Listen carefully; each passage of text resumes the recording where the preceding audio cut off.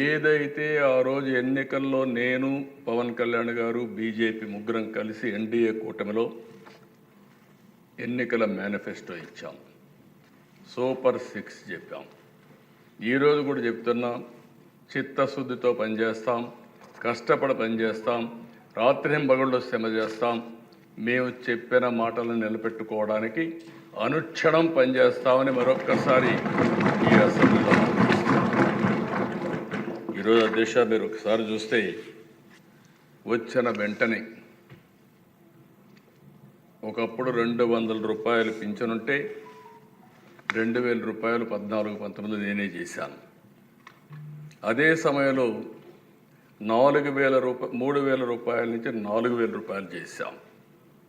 ఇంకొక పక్కన దగ్గర దశ మీరు చూస్తే 8,08,570 మంది దివ్యాంగులు. ఈరోజు మీరు చూసినప్పుడు 5 సంవత్సరాలు ఒక్క పైసా పెంచలేదు. 3,000 రూపాయల నుంచి ఒకేసారి 6,000 రూపాయలు చేసిన కూటమి ఎన్డీఏ కూటమి. అదే మరుగ దశ కడాన లెప్రసీ పేషెంట్స్కి కూడా డబ్బులు ఇవ్వాలంటే వాళ్ళకి మనసు రాకపోతే 7,033 మందికి 6,000 రూపాయల చొప్పున ఇచ్చాం. ఈరోజు దశ మీరు చూస్తే 3,000 నుంచి 4,000 చేశాం. 3,000 నుంచి దివ్యాంగులకు 6,000 చేశాం. కొంతమంది లెప్రసీ కానీ డయాలసిస్ పేషెంట్స్ 10,000 చేశాం. కొంతమంది బెడ్కే పరిమితమైన వాళ్ళకి 15,000 రూపాయలు ఇచ్చి మానవత్వాన్ని నిరూపించుకున్న కూటమి ఎన్డీఏ కూటమి. దీనికోసం అధ్యక్ష భారతదేశంలో నేను చాలా గట్టిగా చెప్పగలుగుతున్నాను, దగ్గర 33,000 కోట్ల రూపాయలు ప్రతి సంవత్సరం 64 లక్షల మందికి పింఛన్లు ఇచ్చే ఏకైక ప్రభుత్వం, సింగిల్ లార్జెస్ట్ ప్రోగ్రామ్ కంట్రీలో ఈ యొక్క పెన్షన్స్ అధ్యక్ష.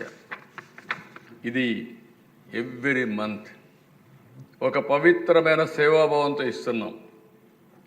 ప్రతి నెల మొదటి తారీఖు వెళ్తున్నాం. మొదటి తారీఖున ఈ పింఛన్లను ఇచ్చి ఎప్పటికప్పుడు మానిటర్ చేస్తున్నాం.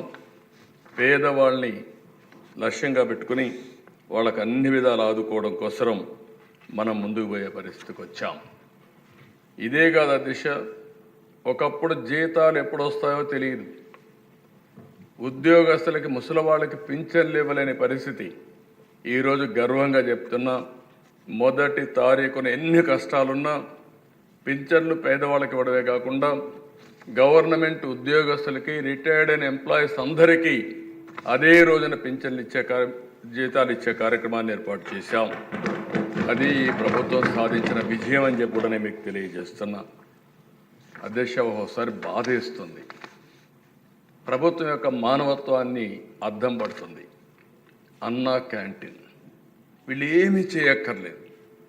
కట్టిన బిల్డింగ్లన్నీ కూడా అన్నం పెడతా ఉంటే ఉన్న పడంగా వచ్చి పేదవాళ్ళ మీద కోపంతో వాళ్ళ పొట్టగొట్టే పరిస్థితికి వచ్చారు. అన్నా క్యాంటీన్లు క్లోజ్ చేశారు. ఇది నాకైతే అర్థం కలదు దిశ. ఈరోజు ఎన్టీ రామారావు గారు తిరుమల తిరుపతి దేవస్థానంలో ఆయన ఆ రోజు ముఖ్యమంత్రిగా వచ్చినప్పుడు అన్నదానం ప్రవేశపెట్టాడు. ఈరోజు 2,000 కోట్ల రూపాయలు కార్పస్ వచ్చింది.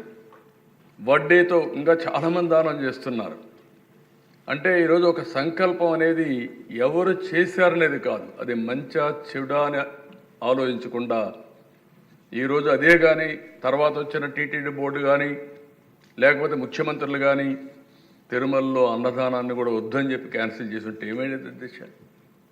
ఆ విధంగా చేయలేదు కాబట్టి అది కంటిన్యూ అయ్యే పరిస్థితి వచ్చింది. ఈరోజు మేము వస్తానే మళ్ళీ 204 అన్నా క్యాంటీన్లు ప్రారంభించాం.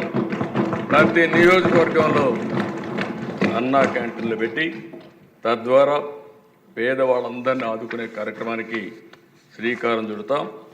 ఇది ఈ ప్రభుత్వం యొక్క కమిట్మెంట్ అని చెప్పి కూడా నేను మీకు తెలియజేస్తున్నా.